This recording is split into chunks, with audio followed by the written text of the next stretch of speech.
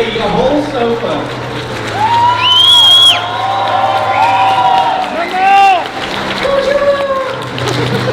Welcome. This is so exciting. I've never seen such a beautiful audience. You guys are beautiful. Is this your first time in Brussels? It is, I think. They are beautiful people. I'll say.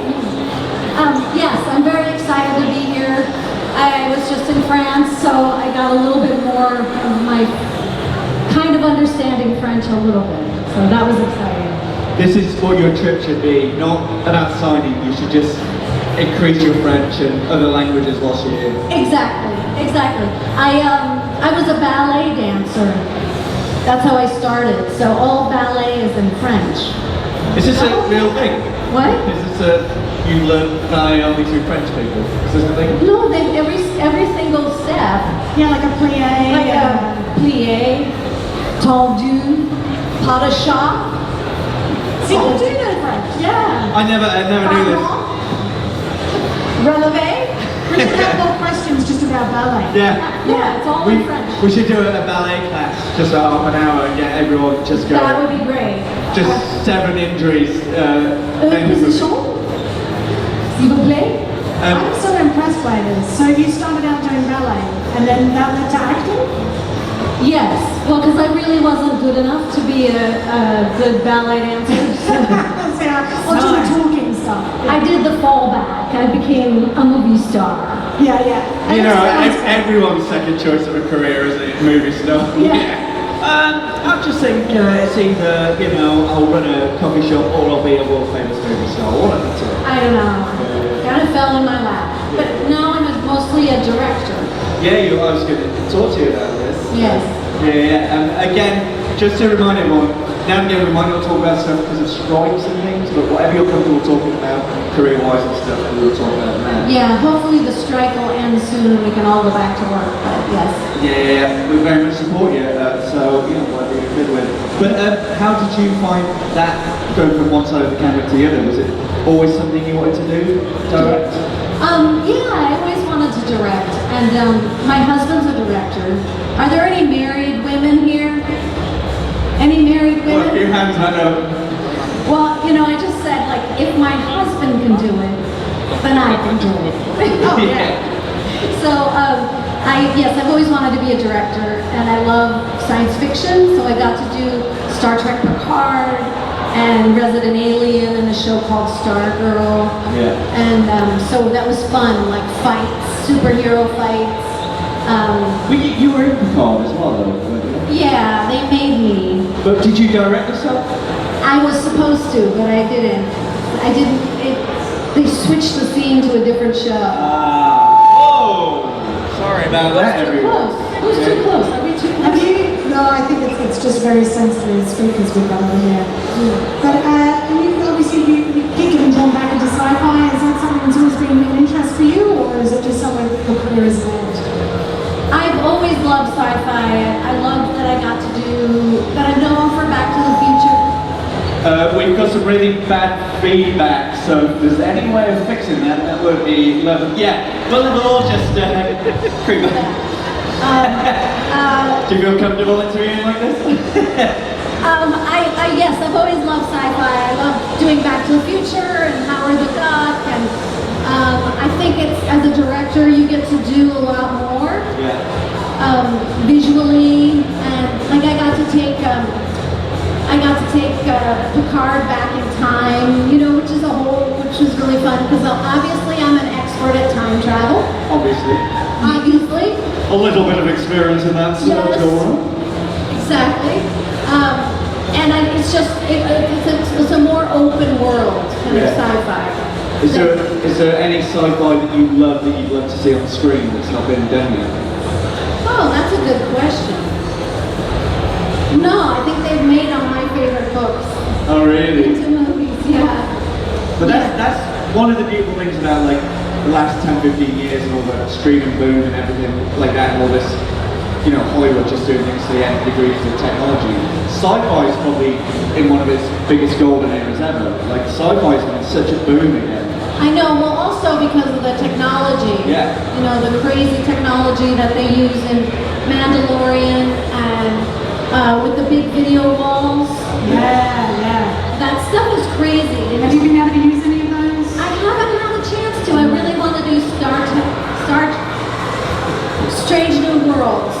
So, Because they use all that technology, and it makes you seasick. It makes you kind of sick. you can tell when they've used them because you can see people's eyes like, ah. Yeah, they want to go.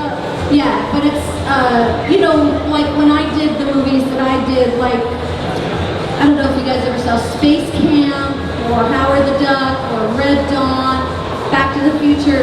They had very little special effects, visual effects. It was all special effects, meaning it was created in the moment. And so it took a lot longer. And you Was it all practical? almost all those movies were practical. There was a little bit of CGI in Back to the Future and in Howard the Duck, but it was very primitive, not like they can do now. It is like, I mean, I always think Jurassic Park is the film where it really makes that leap. Yeah, I was going to say, at any point, do please get Kevin.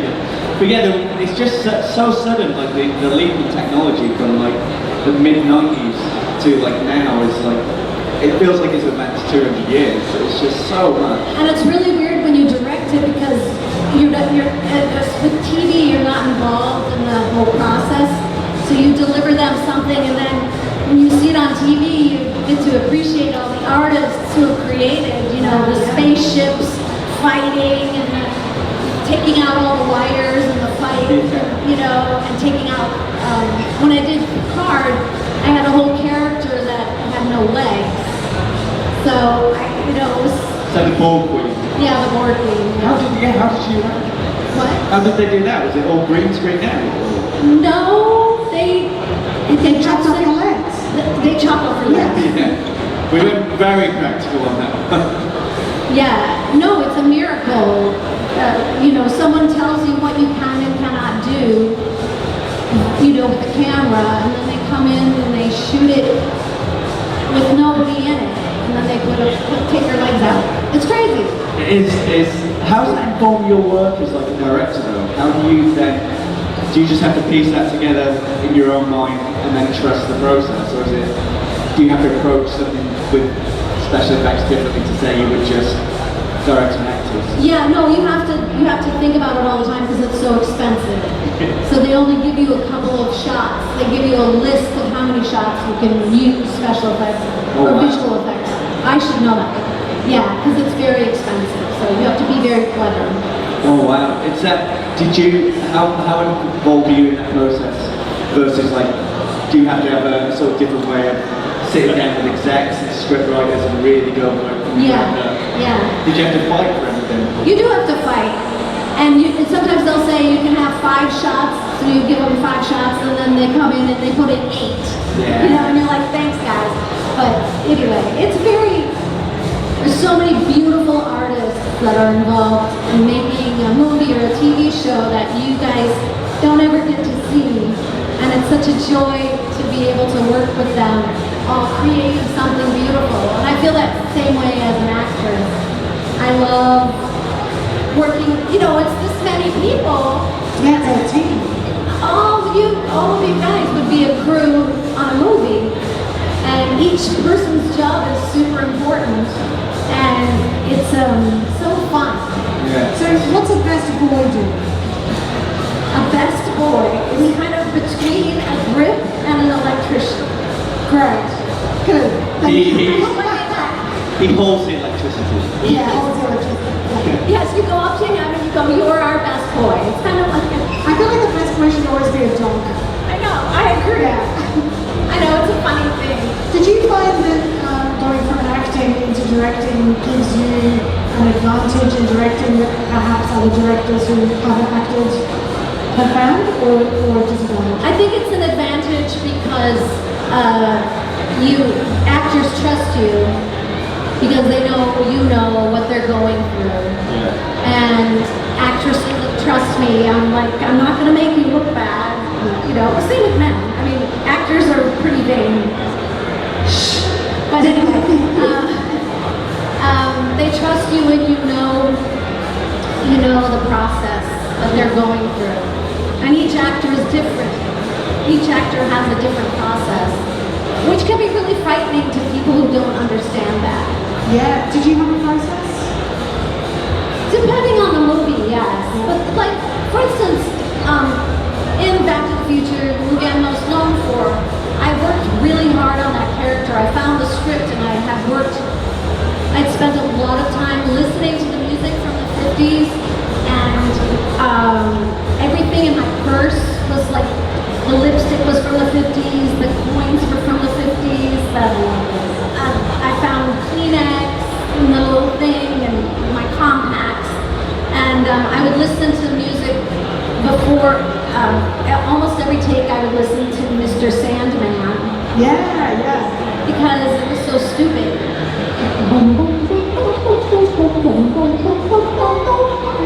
That's actually really satisfying to hear. It kind of puts you in that mood. Yeah, it's exactly that era, isn't it? It's just so.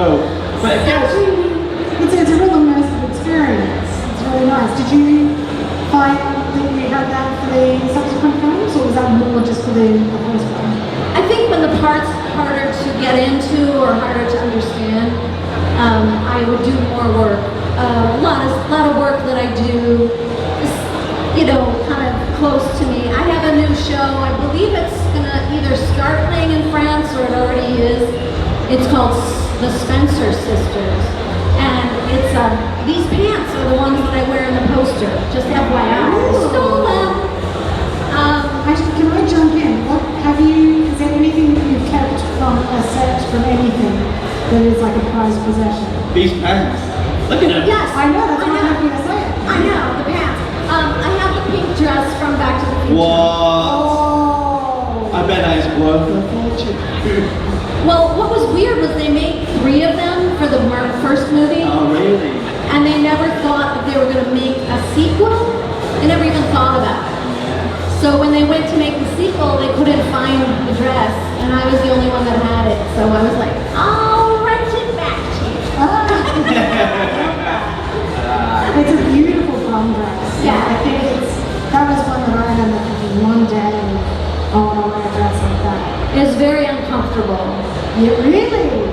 My mom came to visit me when I was shooting the prom. Yeah. And, for those of you who don't know, shooting takes a very long time. A scene could take all day, or 3 days, or 5 days, especially in a giant movie like that. So there's a lot of time between the camera setups. So I would just take off my dress and walk around in my bustier and my crinoline in front of all the people, all the extras. And my mom was like, "You're in your underwear. What's wrong with you?" It's fine. Hey, it's fine. It was Madonna. It looked like Madonna. Just going back to your character, like in Back to the Future, it's a strange one because you, essentially, when you get a character, normally you play a section of her life. But I guess you have to invent an entire life for that character. So when they're at one age, when they're another, and then reinvent them when there's a separate timeline.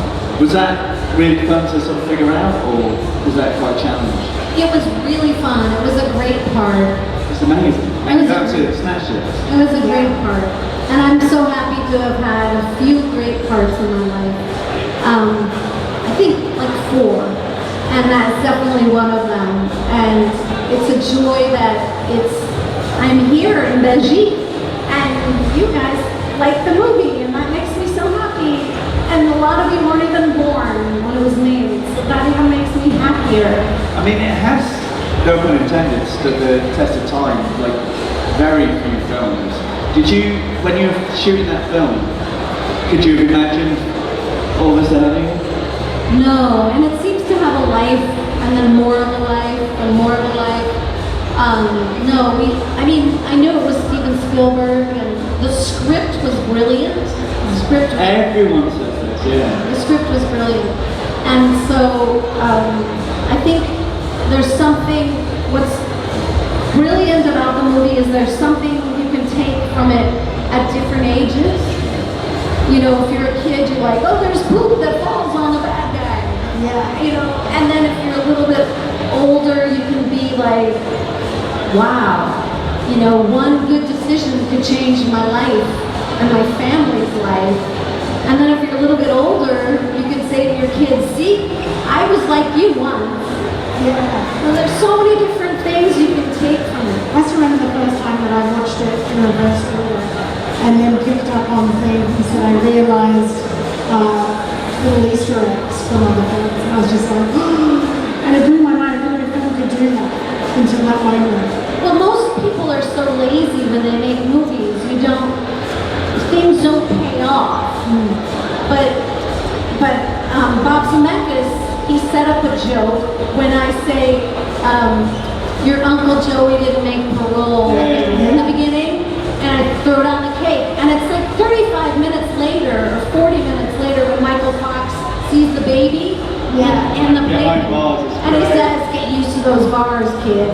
So good. So you set up a joke, you tell the punchline 40 minutes later, that means you made a movie that people know it's important to pay attention to every detail. And most movies are sloppy, they're not like that. Again, it's such a crafted film. It's rare to get something that well made. Like you say, it stands the test of time. So yeah, it's just amazing. Becca's signaling we are going to throw out questions because there's a lot of you. So if you have a question for Leah, please get your hand up. We'll get us around as many as possible.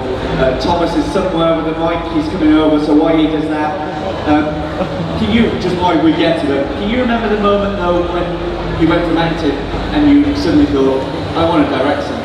Did you have that moment, or was that a gradual thing? I think it was when I was making Back to the Future, because I could see what a great director Bob Zemeckis was, and I could understand what he was doing, and I loved the way he was crafting a story, and to me that got really exciting to me. That's great. I love that when someone you admire informs your entire life. I really love that. It's amazing. Okay, first question, please.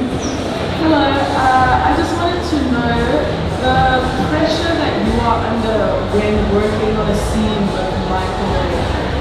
Like, can you just explain how that must have felt for you? Because you were like the same age and he is attractive and it's like, Well, that was all complicated by the fact that Michael replaced my friend Eric Stoltz in the movie.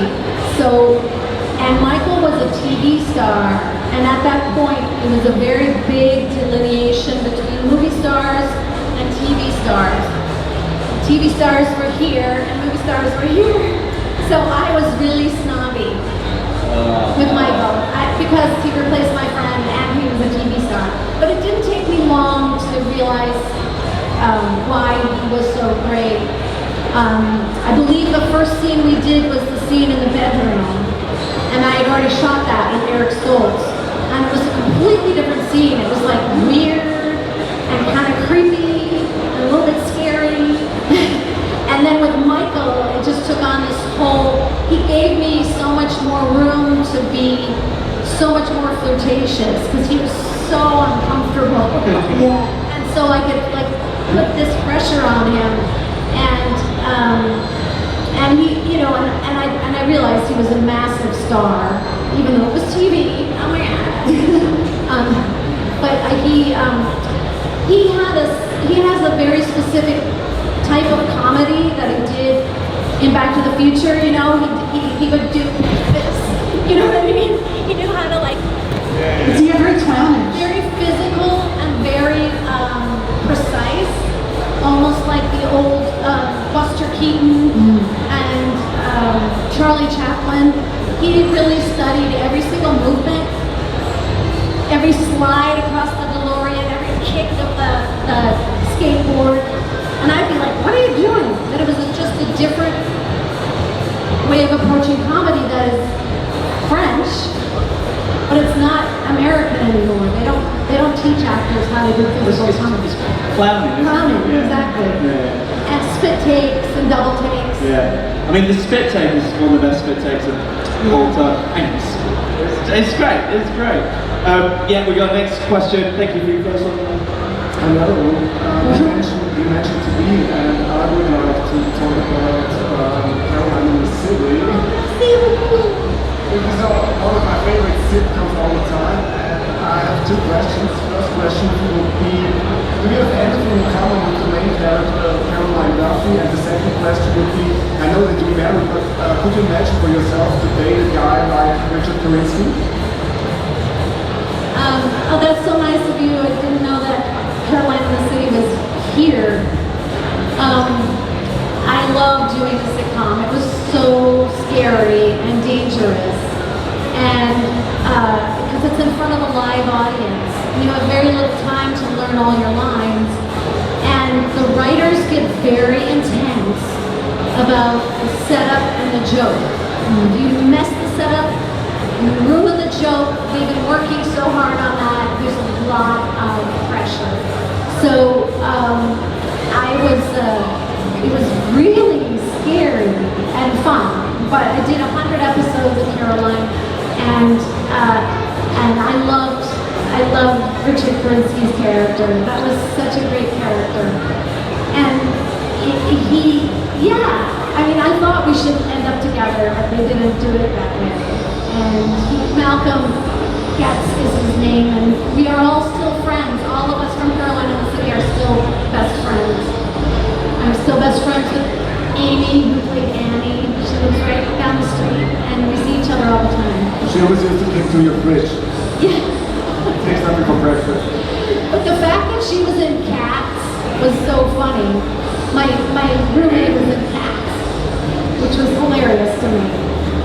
Thank you for asking me about that. Yeah, thank you very much. Did it give you a newfound respect for TV? Did it give you a newfound respect for TV actors? Yes. Having to do it again? I did. After I became a TV actor, I had way more respect for sitcom was very hard. I remember people would come to guest star on Caroline in the City, and they'd never done it before, and they would throw up. Wow. They'd take a garbage can and throw up because they were so scared. It's really scary. Yeah, it's a lot, but again, comedy as well, there's that extra pressure of delivering and stuff, but yeah. Death is easy, comedy's hard. yeah. We've got a question down here. Hello. First of all, before the question, welcome and do it to Great Sky in Korea. Sorry for that. Still beautiful. From the point of view of your personality, you should say that you're far close to your character. Lorraine? Yes. Oh, yeah, I think I'm pretty far away from her. Yeah, I was really far away from her at the time. Because I was like an 80s girl, so to be, You're the new Madonna outfit. yeah. But it helps to be a ballet dancer because you can take the posture of someone in a different time. And I think I was really different than her. But I understood the Lorraine, the broken down Lorraine, the one that had her heart broken, the older Lorraine. I really understood her for some reason. And so that's how I got the part, because I could play that. Is there a character you feel like is the most you that you've played, or they've all been very different from you? I don't know. I don't know. You don't have to. I mean, that some movies that no one has seen here, maybe that felt like me. But generally, I put so much of myself, but different parts of myself. Yeah.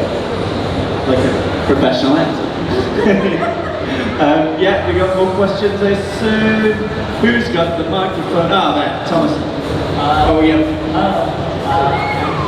very happy to see you again because the last weekend I met you in Paris, and my question is, what is your favorite, best memory from filming on Back to the Future, and when did you notice that this film is close to My best memory of shooting Back to the Future, there's so many memories, but my favorite thing was really when Bob Zemeckis, the director, would get super happy. And there were certain times that I had to do things that the plot demanded, that, like when I fall in love with George, and when I fall out of love with Marty, when he kisses me and I fall out of love with him, like, he was so worried because I had to convince the audience of this giant plot change with just a look, you know? And so when I made him happy, I'm so codependent. When I made him happy or when I made him laugh, and I saw that he was delighted by the work, those are my favorite memories. Of course, there's so much work and hours and pain and discomfort, but that's what I really remember the most. And then he asked me another question. Yeah, just what were your... Oh, when did I know? I remember my boyfriend at the time was an actor named Dennis Quaid, and we went to this movie theater, and the movie had been out for like 2 months. And we went to this big movie theater, and we pulled up. I was like, let's go see the movie. And we pulled up, and the parking lot was full, and the parking attendant was, and they like let me in free, and there were no seats, and we stood in the back, and we watched Back to the Future with the audience, and they were just like, you know, like when George punches Biff, they were just like, yeah! And it just felt, I was like, wow, you know, because that's what we're trying to do, is help you guys feel something. And as actors in film and TV, we don't get to see that reaction because it's something we did months and months ago or years ago, and it was just a very special moment, and I knew that it was a really great movie, and I was so lucky and grateful. What a beautiful answer. Yeah. We've got one more question here. I knew Thomas couldn't get to you, but then we're going to let you go back to the convention because you are busy. Hello, and welcome to Belgium. Thank you. I actually first saw you in Space Camp, and since you mentioned it, that you like science fiction, because it really spoke to my imagination as a child. Were you always drawn to, you know, roles that were kind of fantastic or kind of had to do with space, or, you know, also things like Howard the Duck? Is that something you chose, or did you kind of end up there? Well, I have a weird sense of humor, obviously, which is why when I read Back to the Future, I was like, yeah, I'm down with hitting on my son. And then when I read Howard the Duck, I'm like, yeah, I'm down with making out with a duck. We're seeing why you pick your roles now, yeah. Yeah, I want it on a t-shirt. I'm I'm down with making out of the dog. Exactly. I've always had a little off-kilter sense of humor, but Space Camp just felt like a different kind of movie to do. I love the space program. I loved all of that, and I also was like, maybe I should do a serious movie where I'm very serious. Is that your serious accent as well? You know, serious. And I was smart, you know?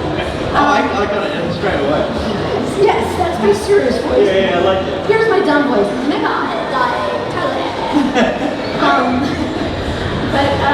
Yeah, I've just been drawn to different kinds of parts. When you do one part for a long time, you want to shake it off and do something different. And so I just chose parts like that. But a lot of people have been inspired to be, young women were inspired to become scientists by that movie, which really made me happy because that wasn't the case then. Women weren't so much into science and stuff like that, so that made me happy to inspire that. Amazing. What an answer to end on, because I think you can see very much you've inspired a lot of people over your career and continue to do so, and we are very, very happy you came to talk to us. So this has been lovely. Guys, you know what to do. Super grateful. Thank you all for coming out. We're gonna take pictures with the DeLorean.